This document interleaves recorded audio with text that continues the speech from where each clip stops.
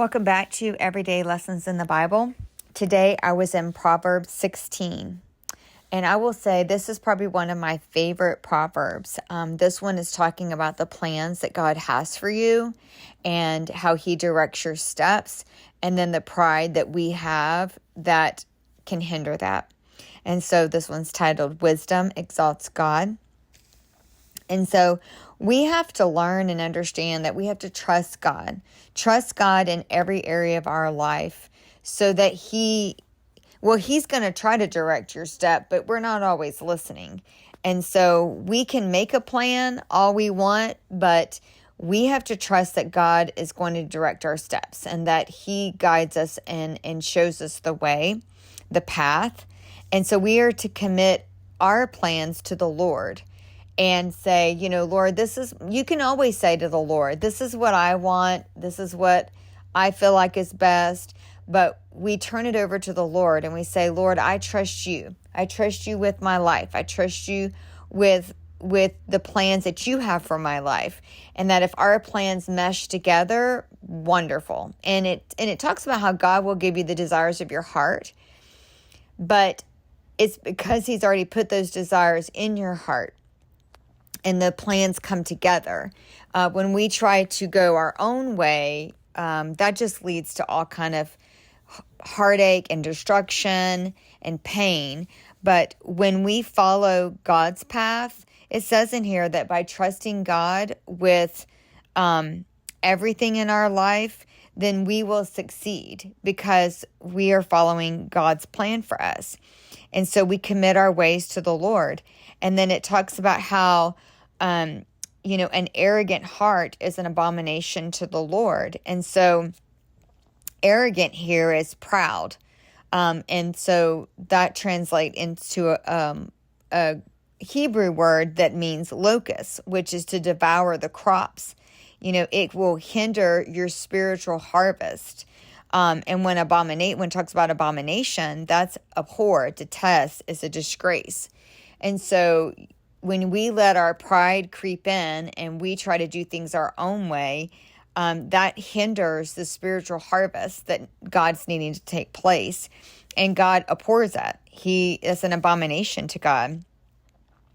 And so, by the steadfast love and faithfulness, iniquity is atoned for. So your sin is atoned for through your love and your faithfulness and your fearing the Lord. The fear of the Lord can turn away the evil in your life and in everything around you.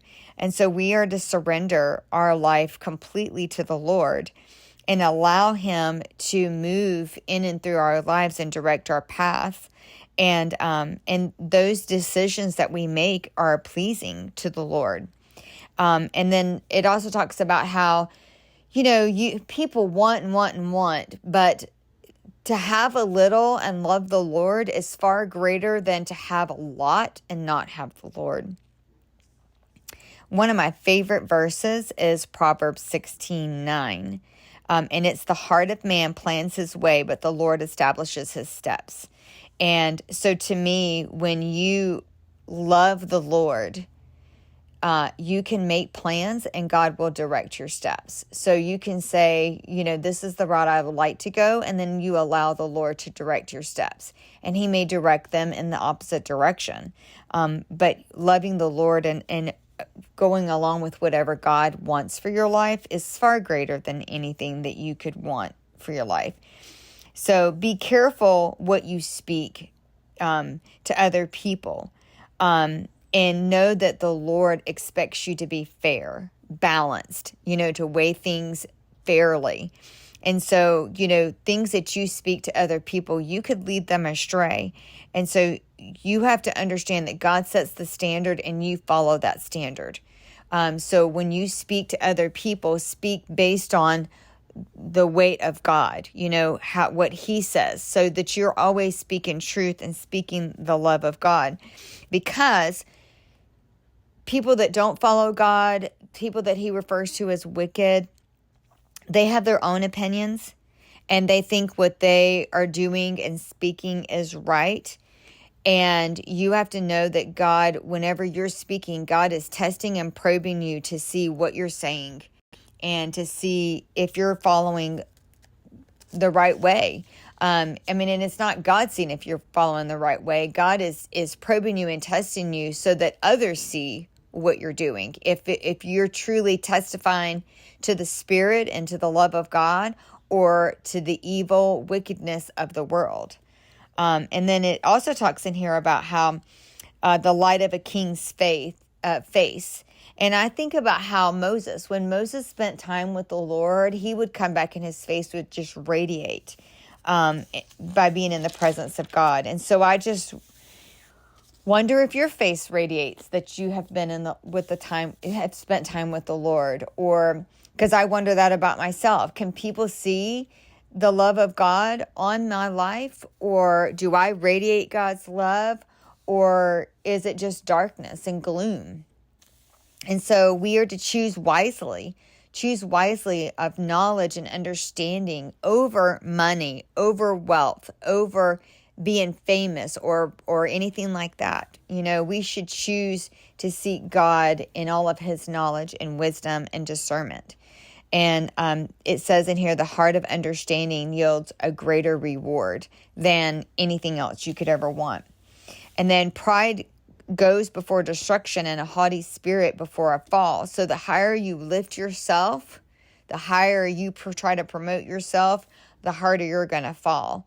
And that we should be meek and lowly of spirit instead of rich and famous, And so blessed is he who trusts in the Lord, and to be discerning so that you can have the sweetness of speech and convincing to other people to follow the Lord. When you are meek and lowly, you can bring such wisdom and life to other people that they are going to want what you have. And it says in here, it is senseless to instruct a fool. So in other words, sometimes you can try to talk to somebody about the Lord, but, people that are wicked and what it refers to as a fool, it's just senseless to even try to instruct them because they're not ready. They're not listening. We always want to be telling people about the Lord, but some people just want to argue with you and they don't want to listen to anything that you have to say. So gracious words are like honeycomb. So they're sweetness, they're appealing, they're beautiful. There is a way that seems right to man, but it ends in the way of death. And so, people want to say that their way is the right way, but like I said, if they're not following God's way, then they're following the wrong way. And the wicked want to dig up dirt on people. They want to spread lies and destroy reputations. That's not a godly person. That's how you know it of a wicked person. And if your life motivation comes from deep longings of the heart and passion to see them fulfilled, then that's a person that is longing for the Lord. That's a person that's walking in the right way of the Lord because of their deep longings for the Lord and their passion to see them fulfilled. And the wicked, they like to gossip and ruin friendships. A wicked man, you can tell by the look on his face that he is devising evil schemes, And then it talks about how, being slow to anger is being forgiving and strong, and how we are to rule over our temper and to control that. Because if you try to instruct people or bring people to the Lord before ruling over your own temper, then it's just going to reap destruction, because we are to be slow to anger, control our temper, and walk in the ways that the Lord has for us. So wisdom and dignity and honor, it says, is shown by the gray hair and the crown of glory on someone. And so it's just because they've lived a long life and they probably have a wealth of knowledge that you can learn from and glean from. But that doesn't mean all people with gray hair, have walked in the ways of the Lord.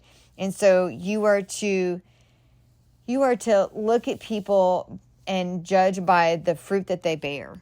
If the fruit that they bear is love and kindness and goodness and mercy and just, all the fruits of the Spirit, then that is somebody you are to follow. But if they have anger, they're slow, they're quick-tempered, they don't know how to control their temper, they want to just ruin people's lives, they want to speak slander, they're not there to lift people up and elevate others, then you don't want to follow the people that aren't following the Lord, because they're going to lead you astray. And it says that they're going to actually lead you to hell.